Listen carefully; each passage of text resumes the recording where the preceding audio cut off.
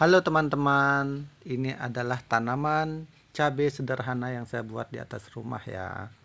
Jadi sekarang tanamannya sudah berbuah, sudah beberapa kali juga dipetik sama istri saya. Kita gunakan untuk kebutuhan di rumah ya. Karena hari ini juga hujan, jadi ya saya iseng-iseng juga videokan untuk dokumentasi ya.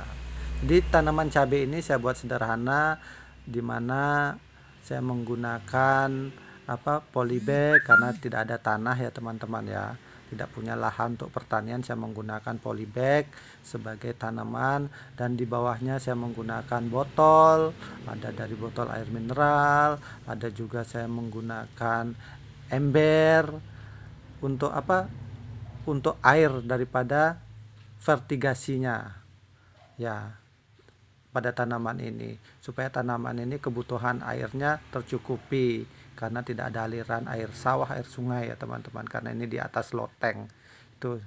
Dan juga saya juga menggunakan pipa, di bawahnya saya isi air, dan ingat ditutup ya semuanya supaya nyamuk tidak beranak, supaya nyamuk tidak masuk ya. Nah, tanaman cabai ini sudah berbuah. Mari kita lihat lebih dekat ya buahnya ya. Seperti apa sih buahnya lebih dekatnya. Nah, ini teman-teman buahnya tanaman cabai sederhana saya ini ya, cukup lumayan untuk kebutuhan rumah ya. Bahkan untuk berbagi kepada tetangga juga bisa gitu loh. Dengan sistem bertanam seperti ini banyak keuntungan secara pribadi yang saya dapat, yaitu tidak perlu merawat tanaman ini secara khusus atau menyiram dan lain sebagainya, karena tanaman ini unsur haranya sudah tercukupi melalui tanah yang ada di polybag, air yang ada di bawah tanaman itu, karena airnya secara otomatis menyerap ke tanah dan tanah itu menjadi lembab, mencukupi kebutuhan air sehingga buahnya bisa berbuah optimal. Dan juga tanaman ini juga kalau kita mau pindahkan, kita gampang, tinggal kita angkat, jadi tidak perlu sampai membuat dia mati atau layu. Jadi tinggal kita angkat, kita pindahkan, mau ditanam di tanah atau di tempat yang lain bisa ya teman-teman ya.